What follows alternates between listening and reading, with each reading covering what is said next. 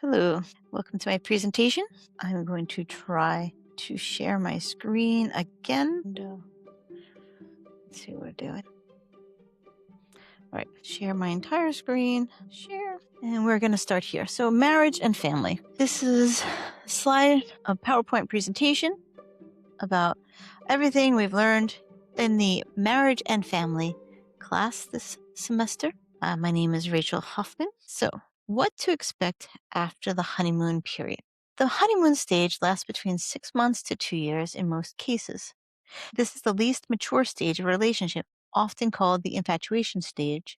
During this time, everything the other person does is considered endearing, and neither member of the couple is interested in conflict. Unfortunately, conflict is a necessary part of any relationship. The dark side of this honeymoon stage is that we can be blind to many of the shortcomings and weaknesses of our partners during that stage, which leads us to communication.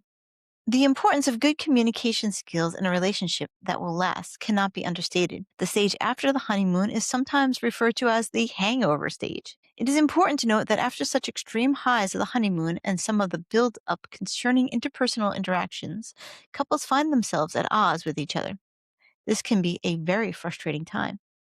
Having a good understanding of how to give and receive love is helpful at this stage. Learning your love language and your spouse's will encourage you to communicate in a way that helps couples feel understood. Active listening and figuring out actionable steps to create mutual understanding are an inevitable step to implement at this stage of the relationship. Intimacy.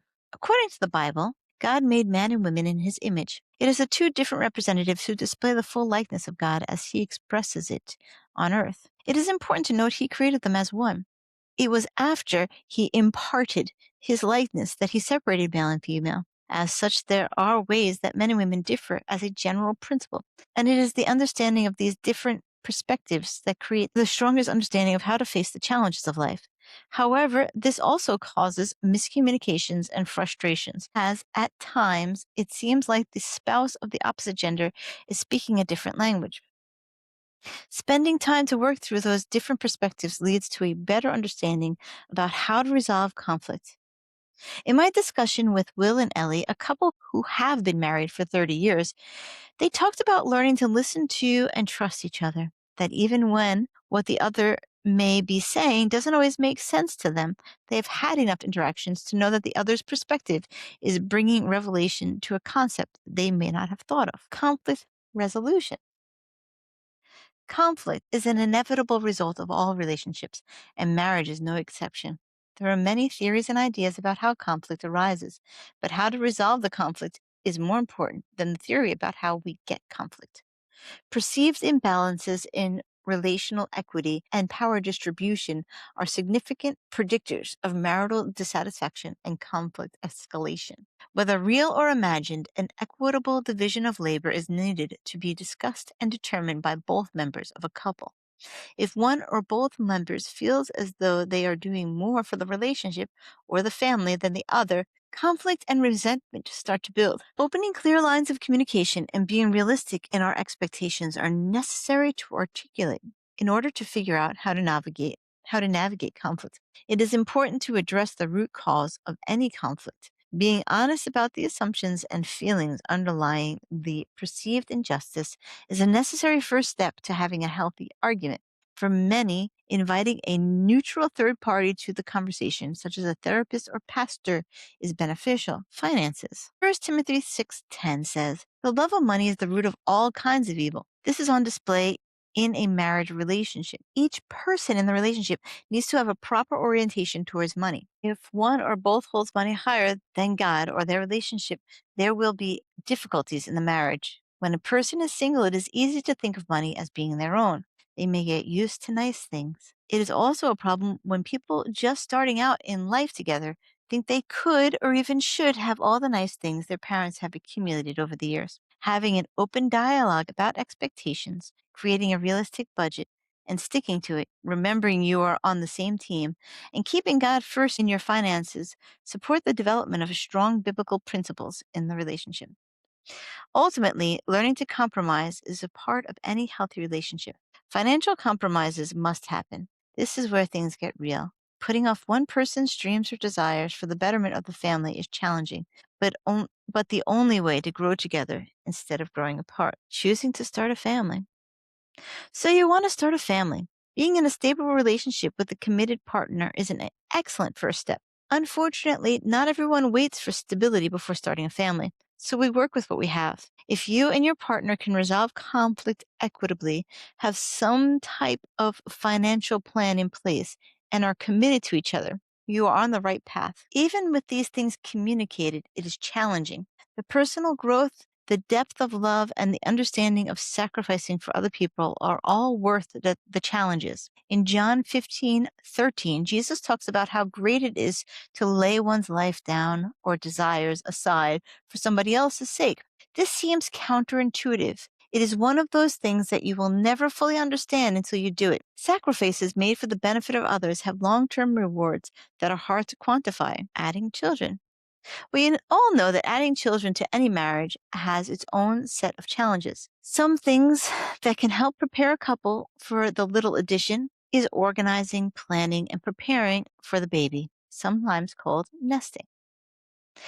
Another thing to do is to take the time to invest in the relationship with your spouse, understanding that when the baby comes along, it will be more difficult, especially in the beginning, to spend as much time with each other. Also, a couple should modify their expectations regarding the cleanliness, noise level, and amount of disposable income they may have for themselves in the coming months and years. Parenting. Now that you've brought home your little bundle of joy, you must consider how you will parent them. Figuring out your child's love language is important. Most, if not all, parents love their children, but not all children feel loved. So, where's the disconnect? Learning the particulars of your child and being an active listener is beneficial for the child. It is also important to figure out your parenting philosophy and to get on the same page, your spouse or the baby's other parent. Choosing an authoritative parenting style is correlated with positive outcomes. The proverb of training up the child when they are young so they will not depart from these teachings is a principle that is instructive when we unpack the meaning. God has given us the freedom to choose, and as parents, that is something we have to be aware of for our children. God even lets us choose things that are not good for us. Unfortunately, we often suffer the consequences of these poor decisions. Likewise, if we allow our children to make poor choices, they will have to suffer the consequences of their decisions. Allowing children proper freedom in their cognitive stage of learning and figuring out what consequences we are willing to allow in their life should help them to learn self-regulating principles. Staying together after parenting. Now that you're parents, how do you stay connected? In my interview with Ellie and Will, they talked about the challenges of learning to prioritize their relationship with each other. It's easy to get stuck in the world of your children and make everything about them. Taking time to go on weekly dates and making anniversaries and other special dates important. Marriage retreats and getaways together are also important. When being confronted with one of their children about why they were unable to go on date night with mom and dad, my friend responded, "Because one day I want you to leave, but I want her to stay." We must keep in mind the end game. We want our children to be adjusted, functional adults who leave us someday, but we want our spouses to be with us for a lifetime. Faith for the couple. The longitudinal studies on people who have a lifetime faith and faith-based community to depend on shows a positive correlation with well-being into old age. The effects of meeting regularly with the same group of people, preferably who share beliefs, is encouraging. Beyond that, a couple that grows together in their relationship with Jesus is one that grows closer to each other as they are growing closer to God. The Bible encourages people to be more Christ-like. That is to be more selfless and generous. Any two people attempting to put the other first so they can become more like Jesus is a net positive. When a committed couple continues to love each other sacrificially over a lifetime, the benefits are advantageous to both. Faith in the family. Creating a family unit is an important part of cultivating strong children who have a positive identity. The use of religious rituals and rites of passage are ways to cultivate a differentiated self in the child. When children have a strong sense of who they are in the world and who they are in relationship with God, they have a better chance of being healthy adults. Life is hard and challenges come, but having a strong foundation to lean on is advantageous. Is your marriage in trouble? When is it time to seek professional help? Is my relationship worth saving? These are all difficult questions, and it is upsetting when we come to this point in a relationship. But knowing when we need help is a great step in the right direction. Physical abuse is a serious problem, and it should be addressed immediately when it happens. When sexual problems are presenting themselves, this is usually an indication that there are other areas of concern in the relationship. A husband may not realize there are emotional issues their wife is struggling with that is causing her to feel less connected to him and thus a less willing sexual partner. If one member of the couple is asking for additional help, this is a good indication that things are worse for them than they may appear to be for the other member of the couple. As an active listener, you need to hear the emotion and intent behind the words of your spouse if you care to save the relationship. Empty nesting. If a couple is lucky and blessed enough to avoid divorce or premature death, they may make it to the bliss stage of a relationship. This is when people are full and mature, the children have moved out, and they have grown through the empty nest stage of life. Having worked through conflict constructively, a certain amount of marital satisfaction is expressed by many couples in this stage. This is a time when couples often work together in creative ways to address some societal conflicts they observe. This is a wonderful goal to aim for. Hopefully, many marriages will be blessed to reach this stage. And here are my references. As you can see, there are many. Thank you, and I hope you enjoyed this presentation. The end.